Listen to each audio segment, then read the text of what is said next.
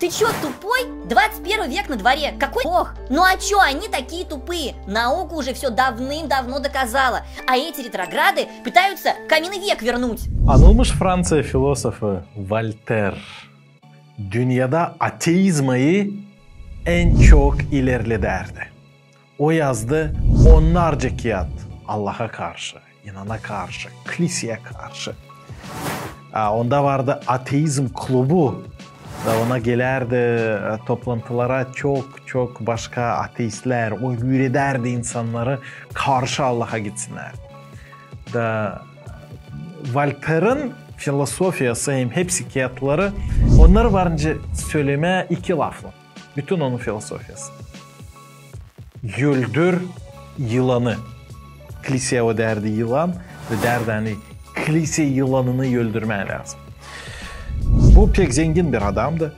Onda vardı bir büyük ev, kasabanın bir tarafında da vardı hizmetçileri, öderdi onlara para. Anılmış bir yazıcıydı. Dağçan o toplardı kendi dostlarını, misafirlerini ateizm klubunda. Onlar çay içerek laf ederler Allah'a karşı ideyaları. Nice yapma öyle hani ta az insan inansın Allah'a da kilise ta yufka olsun, kuvvetsiz olsun. O zaman bilirsiniz ne o yapardı? O kovererdi hepsi hizmetçilerini eve. Kovalardı onları. Kalmasınlar o akşamlar ev içinde. Da işitmesinler ne o laf eder kendi dostların ateizmi için. Niçin? O söylediği için. Zeri ben istemiyorum. Onlar başlasınlar benden çalma ya da öldürsünler beni bir gece. Zeri inan Allah'a, din, religiye yapar onları iyi insan. Eğer onlar kaybederseydiler inanı Allah'a, onlar çalacaklar benden hepsini ya da öldürecekler beni. Da bakın şimdi Voltaire isterdi dolayansında insanlar inansınlar Allah'a. Da ona fayda bundan olsun. Ama o kendisi istemerdi inanma. Şimdi bakın Voltaire'ın ideyaları logikaya karşıydı. Zira o isterdi onun dolayısında insanlar inansınlar Allah'a ama o inanmasın. Hani ona olsun fayda başkalarının inanından. İyilik, fayda, dayanmak, doğru insanlarla anlaşsın. Ama o kendisi inanmasın. O söylerdi. Hani inan hem Hristiyanlık o yanlış bir şey ona inanmadı lazım.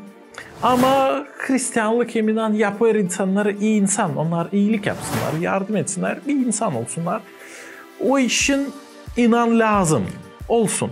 Şimdi burada bir logikaya karşı bir şey. Olsun mu olmasın? Lazım mı değil lazım.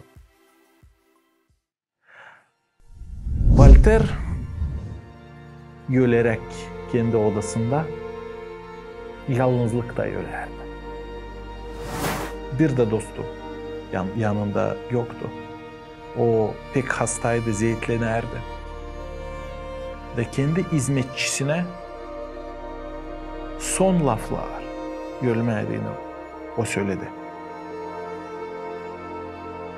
İsterim daha çok şafk, daha çok ışık isterim. De öldü bu laflarla. İnsanın yaşamasında eğer yoksaydı inan, sevgi, İsus Hristos Mesih, o zaman bu adamın yaşaması karanlık, şafksız, sevgisiz, ışıksız. Bizim yaşamımız neye benziyor? Peki biz de Voltaire gibi inanmıyoruz ne Allah'a, ne onun lafına, Biblia'ya, kiliseye, bir şeyce birine inanmıyoruz. İsteriz başkası inansın, bana iyilik olsun. Ama kendimiz inanmayacağız. Da karşı duruyoruz buna. Karanlıkta gezeriz. Sevgili dostlar,